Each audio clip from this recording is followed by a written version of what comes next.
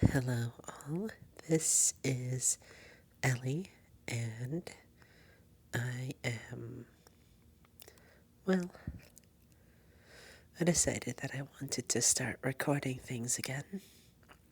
So, here's something that's a bit more on the side of low key.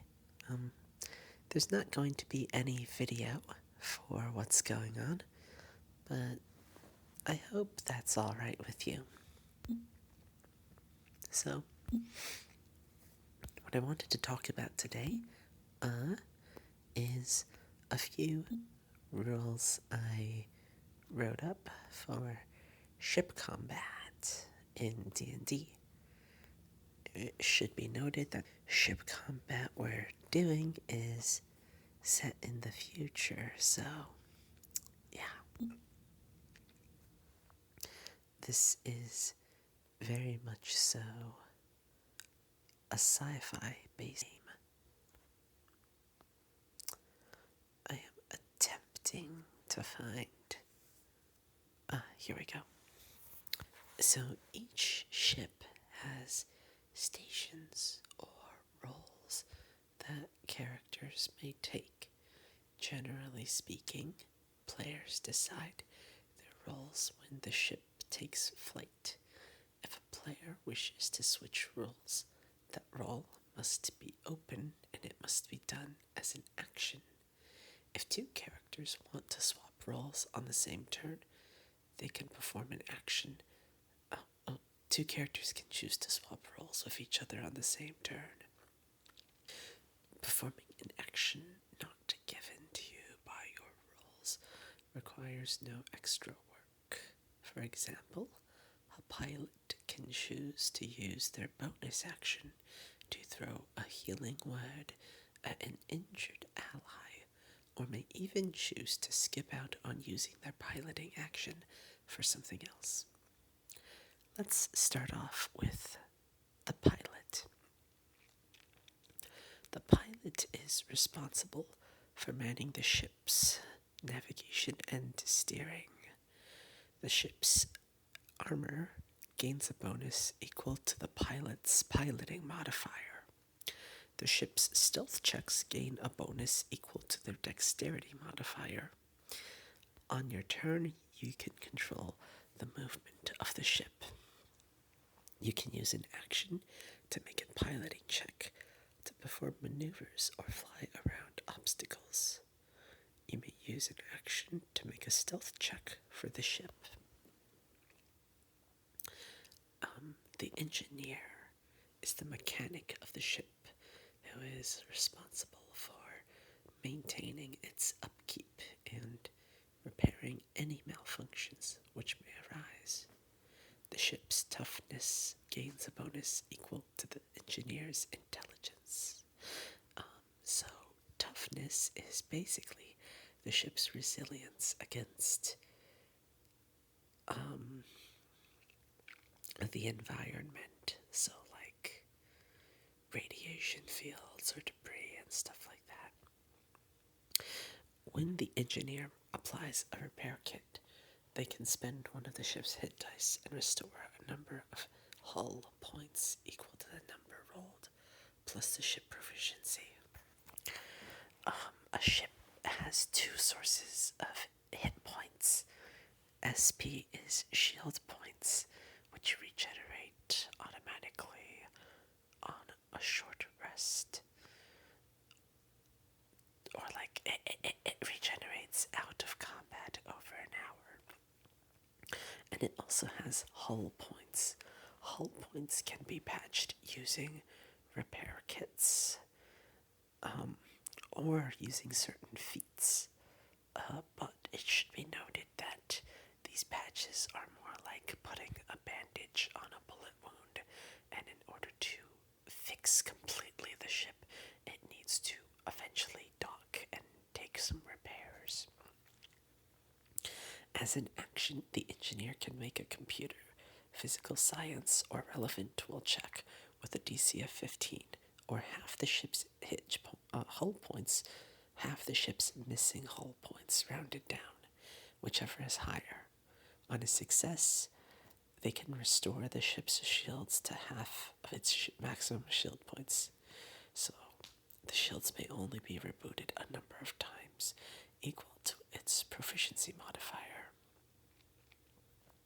In a similar vein, with the engineer is the computer technician, which is the communications officer of the crew, able to access the ship's computers to cloak the ship or track down other targets.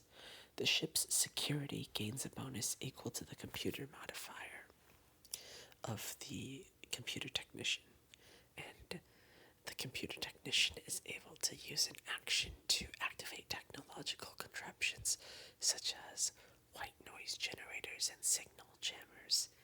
As an action, the computer technician can make a computer's check against an enemy ship's security to try to break into its systems. The computer technician can also try to make a stealth check for the ship, and the computer technician may also try to make a tracking check for the ship.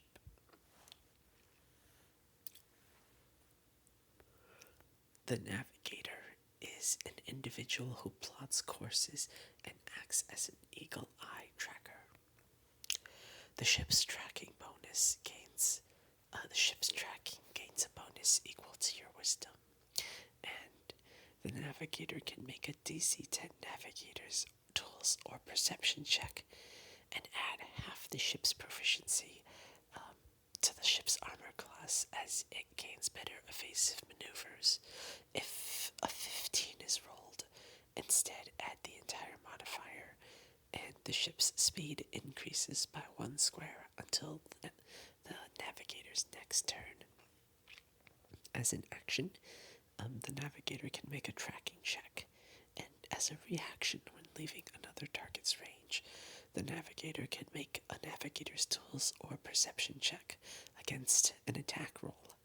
If the navigator meets or beats the roll, the target has disadvantage on all opportunity attacks against the ship this turn. And then last, but most definitely not least, is the lead gunner, the individual who manages the weapons aboard the ship. It should be noted that any role may fire the guns, but the lead gunner gains more abilities. All of the guns on the ship gain a bonus to attack rolls equal to the dexterity modifier of the lead gunner. The lead gunner has advantage on attacks made against environmental threats such as debris and asteroids. If the lead gunner hits a target, they can use their bonus action to give all the other gunners a d4 bonus on attack rolls against that target for this turn.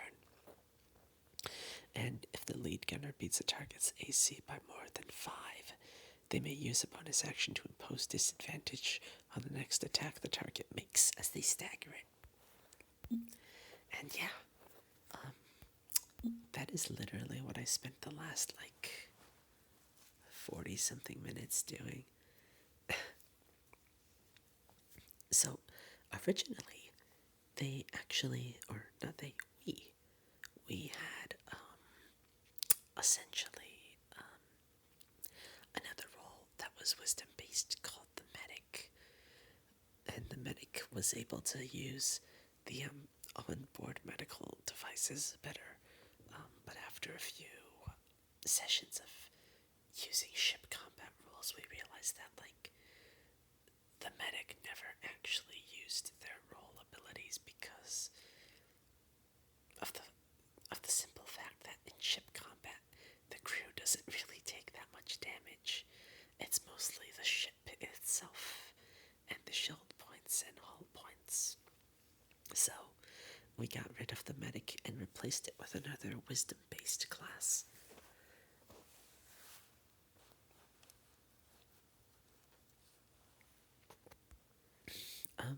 But yeah, that is the overall sci, or those are the main roles of the ship's crew in our game.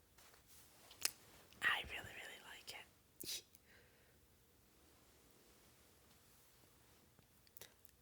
But yeah, I just wanted to make a short video talk about a few things. I hope you enjoyed. And this is, well, technically I'm Ravenly Witch ASMR right now, but the name of the channel